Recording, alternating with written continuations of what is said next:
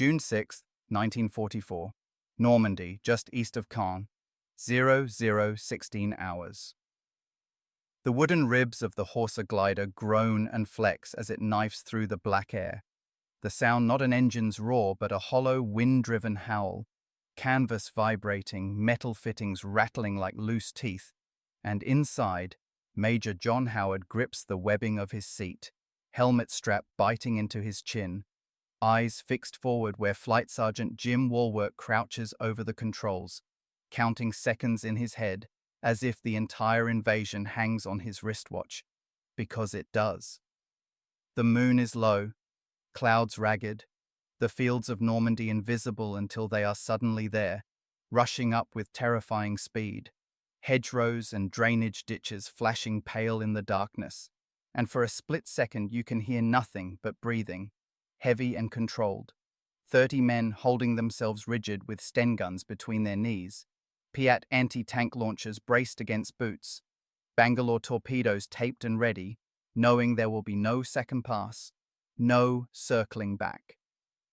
Howard thinks of the bridge ahead, codenamed Pegasus, a thin ribbon of steel over the Caen Canal, vital and fragile, the eastern gate of the Allied landings, and he knows German armor waits somewhere beyond it, panzers that could roll straight into the flank of the beaches by dawn if this moment fails.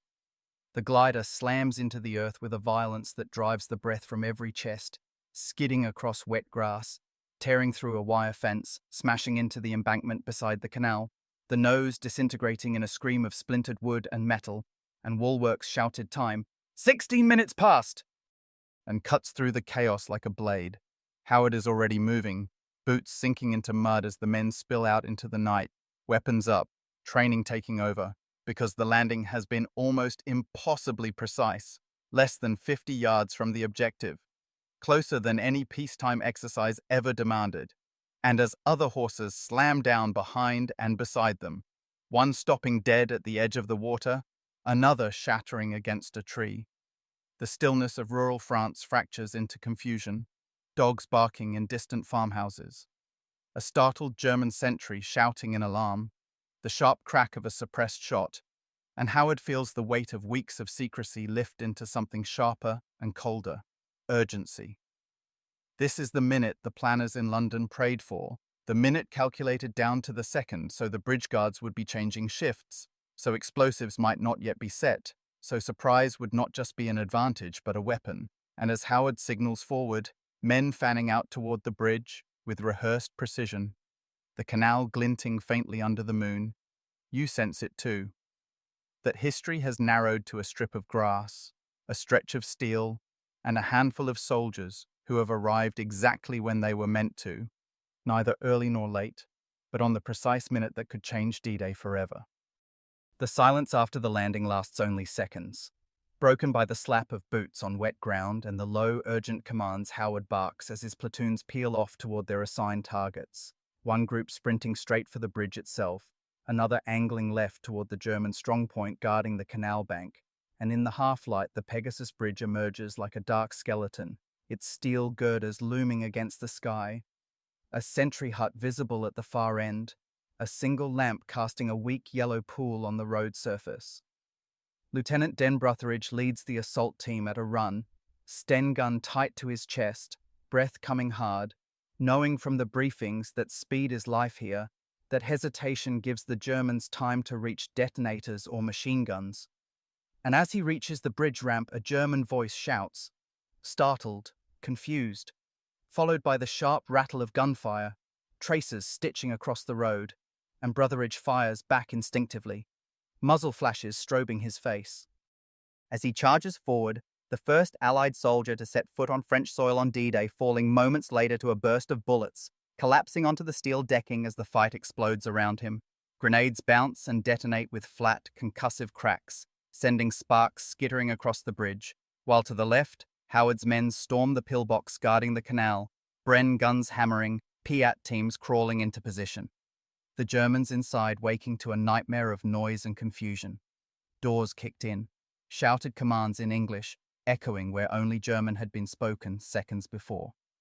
The plan is unfolding exactly as rehearsed on a replica bridge in southern England, every man knowing his route, his arc of fire, his job, and even in the chaos, there is an eerie precision to it, as if the night itself has been choreographed. Howard moves forward under fire, checking positions, shouting encouragement, stepping over splintered wood and bodies, aware that the critical danger now is explosives.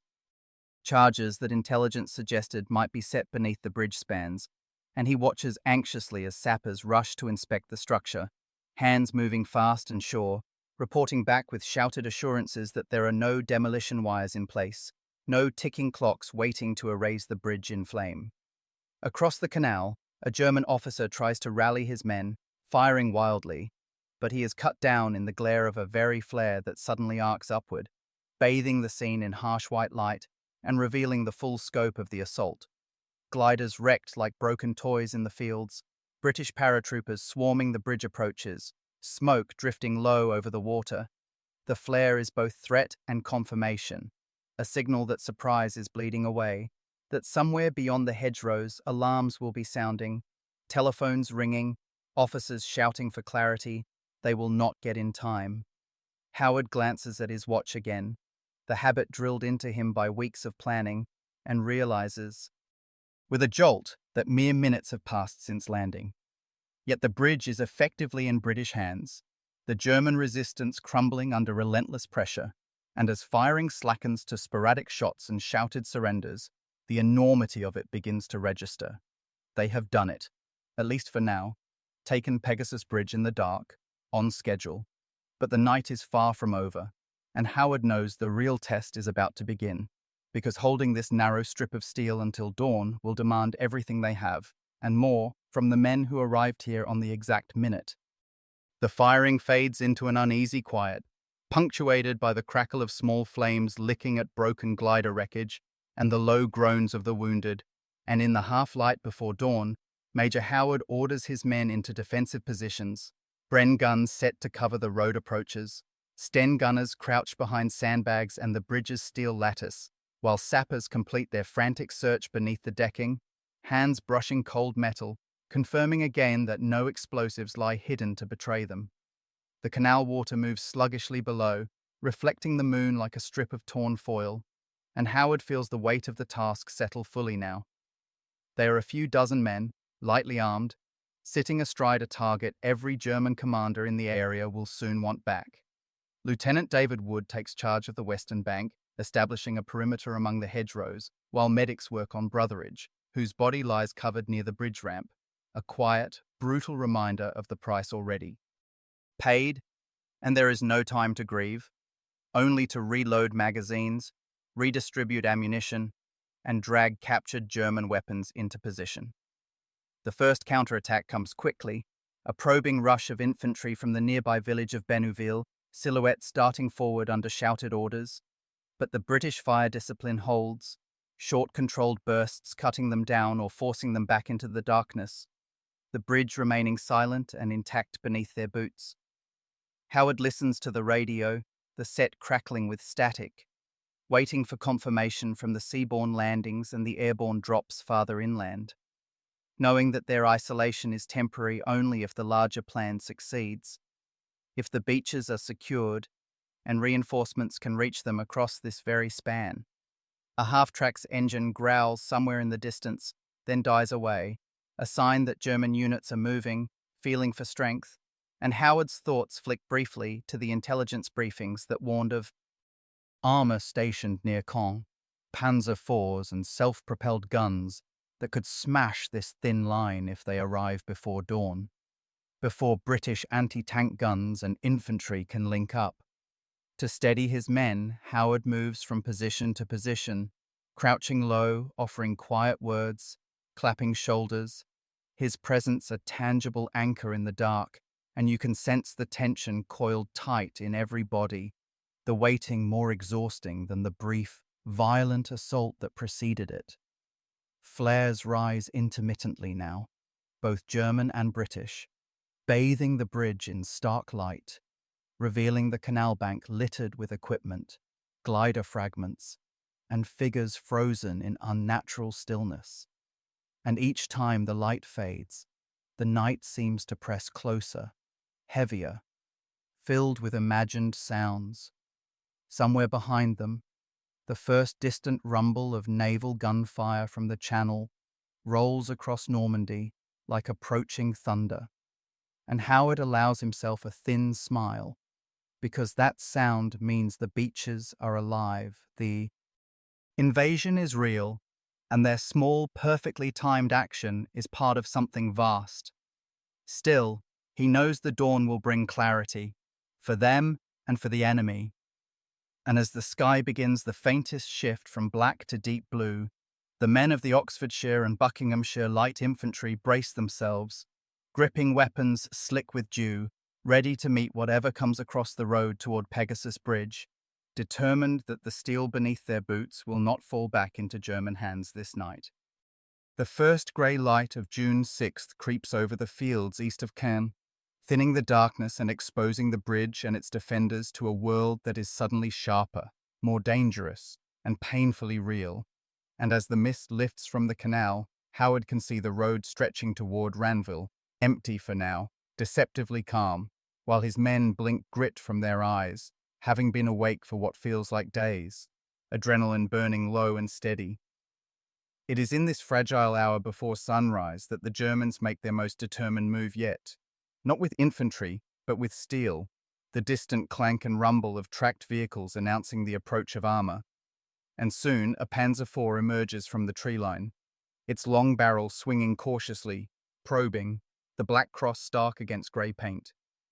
For a heartbeat, the tank seems almost unreal, like a nightmare solidifying out of the mist. And Howard knows this is the moment the plan most feared. A single armored vehicle could sweep the bridge, clear if unopposed. Orders snap out, men flatten themselves against cover, and a Piat team edges forward, hearts hammering, the weapon heavy and awkward, its spring-loaded charge capable of killing a tank but only at terrifyingly close range.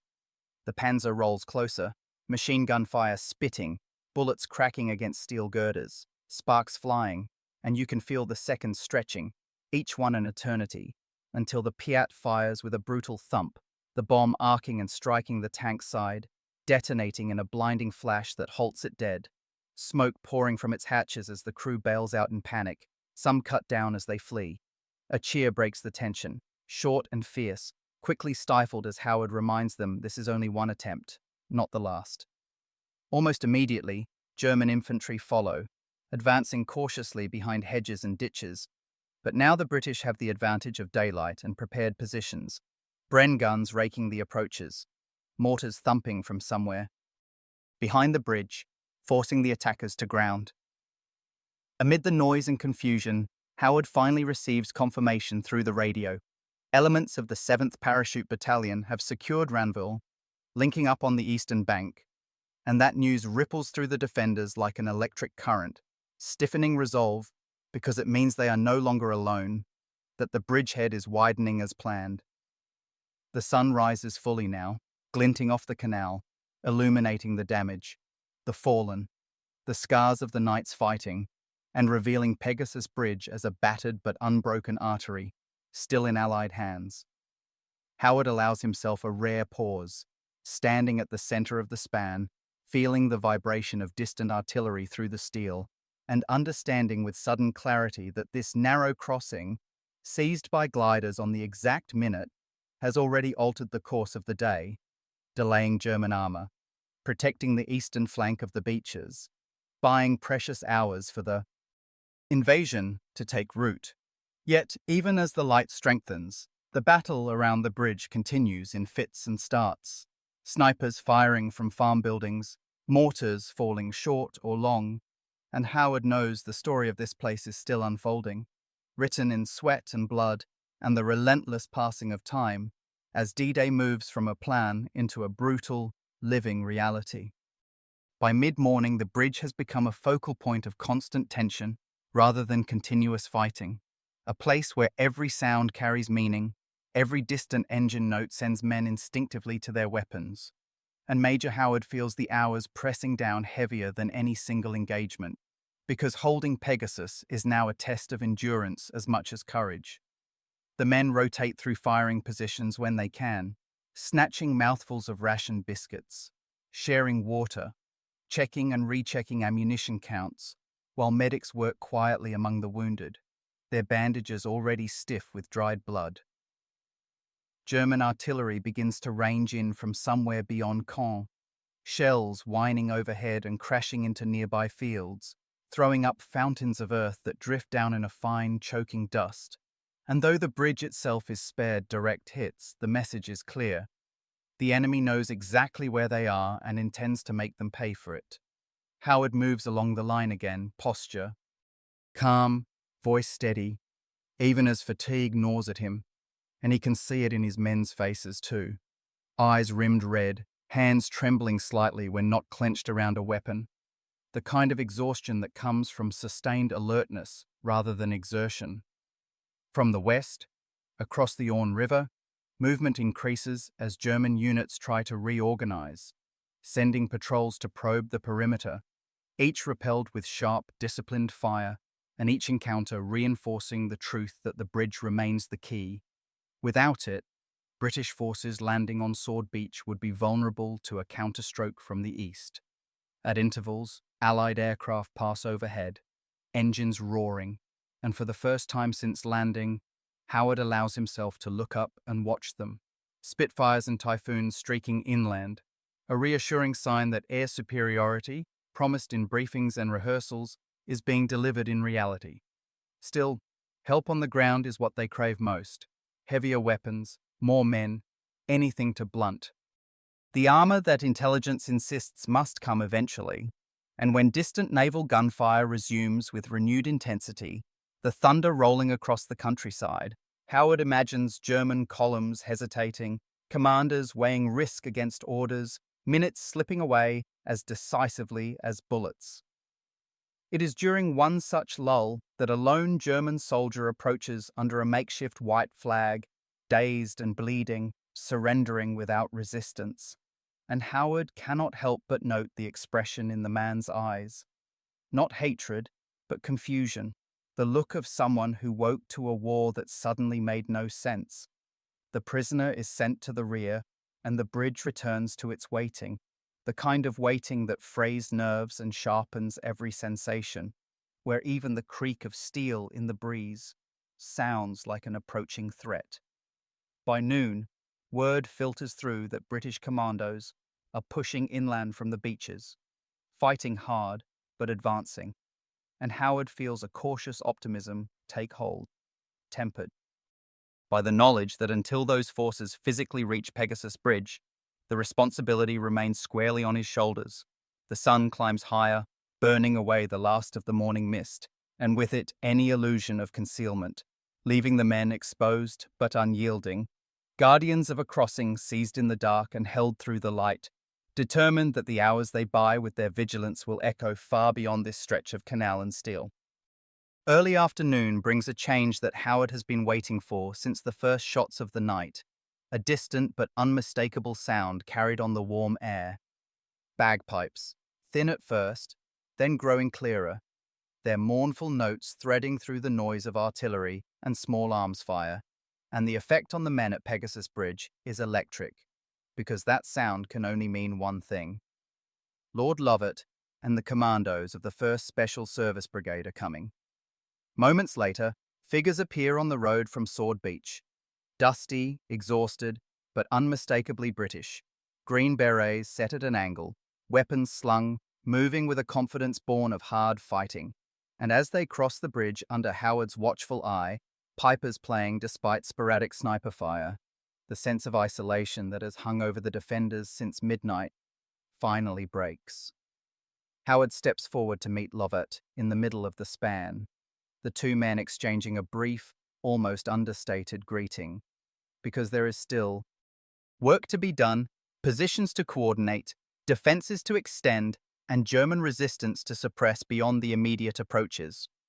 The commandos waste no time, fanning out to reinforce the perimeter, bringing heavier weapons and fresh manpower, and for the first time since landing, Howard can allow himself to think beyond the next minute, beyond the next potential attack. Wounded men are evacuated across the bridge, some supported by comrades, others carried on stretchers, faces pale, but eyes bright with the knowledge that they have held, that their sacrifice has not been in vain.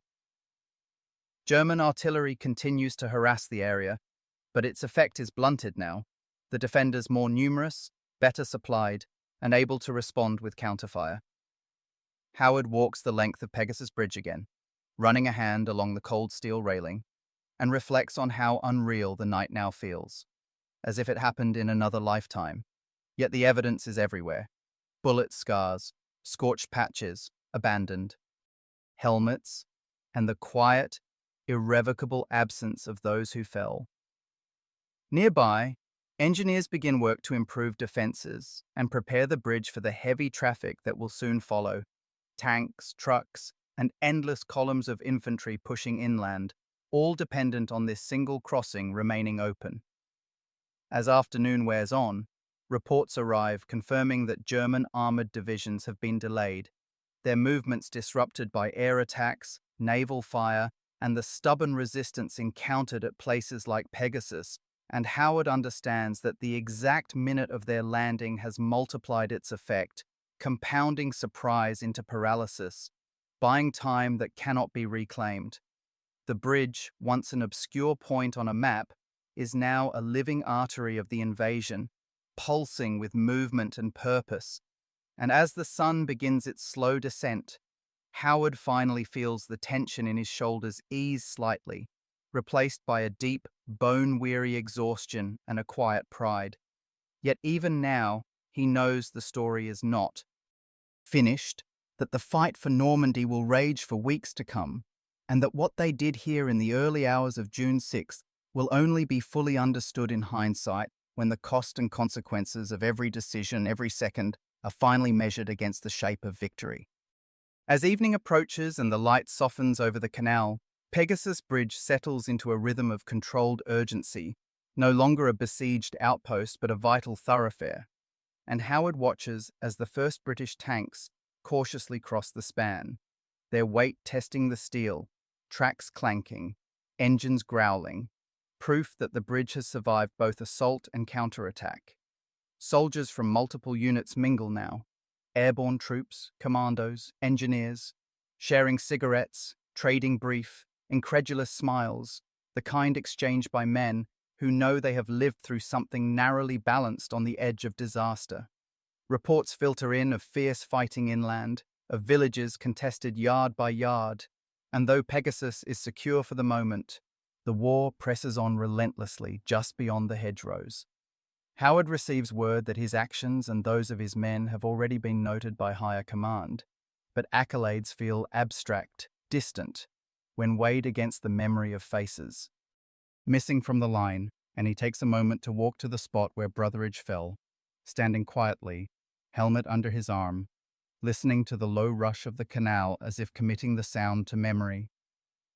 German prisoners are marched past under guard, some defiant, others hollow-eyed, and Howard studies them with a professional detachment tinged with empathy, aware that many were caught entirely unprepared by an enemy who appeared from the sky at precisely the wrong moment.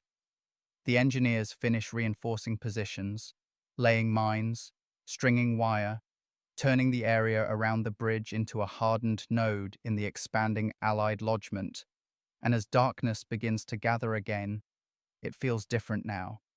Not the unknown black of the previous night, but a familiar, manageable veil, under which procedures and defenses are firmly in place. Howard finally allows himself to sit, back against the bridge's steel framework, fatigue crashing over him in waves, the adrenaline that carried him through. The night finally ebbing, leaving behind a deep, aching tiredness that seeps into his bones.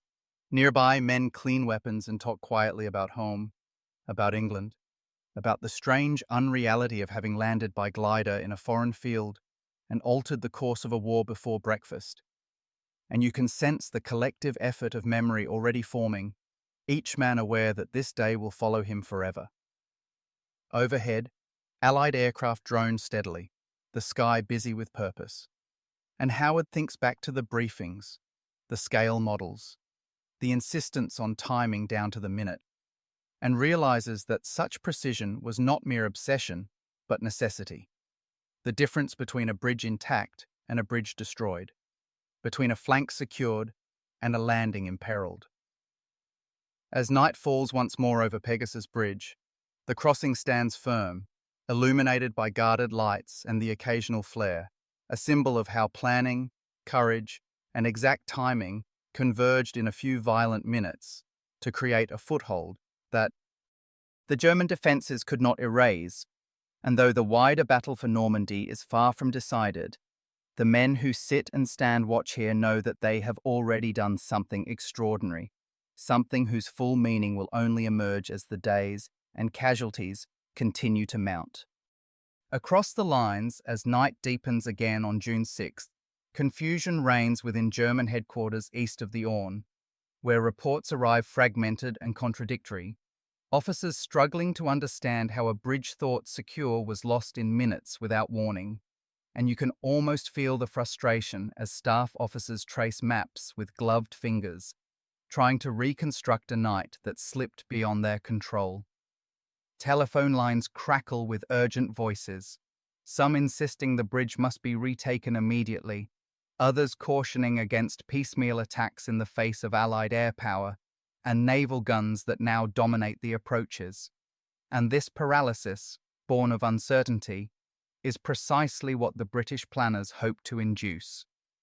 Survivors from the bridge garrison speak of silent aircraft, of troops appearing out of the darkness beside the canal, too close and too sudden to react, and their accounts are met with disbelief that hardens into dread as corroborating reports arrive from other airborne landings inland. Orders are issued and countermanded, armoured units held back awaiting authorization that is slow to come, a delay compounded by the rigid command structure that requires Hitler's personal approval to release certain formations. And in those lost hours, the window to crush the Allied bridgehead narrows irreversibly. From their vantage points, German commanders can see the glow of fires along the coast and hear the distant thunder of naval bombardment. Tangible evidence that this is no raid but a full-scale invasion, and yet the seizure of Pegasus Bridge looms large as a singular humiliation, a reminder that even fortified positions can be undone by speed and surprise. Attempts to shell the bridge continue sporadically, but Allied counter-battery fire and air attacks make sustained efforts costly, and German units find themselves fighting shadows, unsure where the main effort lies, stretched thin across a front, suddenly alive with enemies. For the men who survived, the initial assault, the psychological impact is profound, a sense that the war has shifted into a new, more dangerous phase, where the initiative no longer rests with them, and as the night wears on, resignation mixes with resolve, the understanding that Normandy will not be won back easily, if at all. The exact minute of the glider landings, so crucial to the British, now haunts German after-action reports, a stark illustration of how timing, exploited ruthlessly, can shatter even well-laid defences. And as commanders prepare for the battles to come, they do so under the shadow of a bridge lost, before most of their men had even fully woken to the sound of war. As June 7th dawns and the fighting around Caen intensifies, the true significance of Pegasus Bridge begins to ripple outward through the Allied command structure, not as an abstract success on a map, but as a concrete advantage felt in movement, timing, and survival, because columns of British infantry and armour now flow across the canal unimpeded, pushing east and south, denying the Germans the chance to strike the invasion's exposed flank. Staff officers at Montgomery's headquarters study situation reports, noting with quiet satisfaction that German armoured formations expected to counterattack Sword Beach on D-Day were delayed, rerouted, or pinned by airstrikes as they hesitated without control of the Orne crossings. And in that hesitation, entire opportunities evaporated. For the men who landed by glider, the battle has shifted into something slower but no less dangerous, patrolling outward from the bridge, exchanging fire with German units probing for weaknesses, advancing hedgerow by hedgerow into the dense Norman countryside where every field can conceal an enemy. Howard, now relieved of direct command of the bridge but still nearby, observes these movements with a professional eye, aware that what began as a precise, almost surgical strike has expanded into the grinding reality of continental warfare, where progress is measured in yards and paid for in blood. The bridge itself becomes a landmark, passed by thousands of soldiers who know its name and story, some pausing briefly to touch the rail or glance at the canal, as if acknowledging the moment when the invasion's fate balanced on this narrow span. German resistance stiffens as reinforcements arrive, and the fighting around Caen turns brutal and prolonged. But the eastern flank remains secure, a fact that cannot be undone now, no matter how hard the enemy presses. Historians will later note that while the beaches draw the eye and dominate memory, operations like the seizure of Pegasus Bridge were the quiet hinges upon which the larger narrative turned, actions that did not seek glory but ensured possibility, buying time for the vast machinery of the Allied advance to assemble and move. For Howard's men, that knowledge comes slowly, filtered through exhaustion and loss, through letters home that struggled to convey what it felt like to arrive in silence, crash into a field, and change the course of events before dawn. The days roll on, each one reinforcing the truth that D-Day was not a single moment, but a chain of moments, linked by decisions and timing, and that the exact minute marked on Howard's watch at 0016 on June 6th was one such link, small in isolation, immense in consequence, a reminder that in war, seconds seized can echo across weeks, months, and ultimately history itself. In the weeks that follow, as the battle for Normandy grinds forward through blockage and bombed-out towns, Pegasus Bridge fades from the headlines, but not from the minds of those who were there, because its capture becomes something more enduring than a tactical success, a lesson etched into the collective memory of the war about preparation, nerve, and the ruthless value of time. Major John Howard is eventually pulled back from the line, his role complete, and when he looks back on the night of June 6th, it is not the gunfire or the explosions that dominate his thoughts, but the stillness just before impact, the moment in the glider when everything depended on landing at precisely the right place, at precisely the right second. The bridge remains in constant use now, repaired, reinforced, carrying the weight of an army pushing deeper into occupied France, and soldiers crossing it know, even if only vaguely, that this steel span was taken in silence by men who arrived from the sky before most defenders could react. After the war, historians will debate turning points and grand strategies, but among airborne forces the story of Pegasus Bridge is told with particular reverence, as proof that meticulous planning married to human resolve can bend events on a scale far beyond the size of the force involved. Memorials will rise near the canal, names carved in stone, including that of Lieutenant Den Brutheridge, and visitors will stand where the gliders landed, surprised by how close the fields lie to the bridge, how little room there was for error, and how astonishing it was that error never came. The exact minute, 0016, becomes a quiet legend, a symbol of how war sometimes pivots not on overwhelming force, but on timing so precise it borders on audacity, and on men willing to trust that precision with their lives.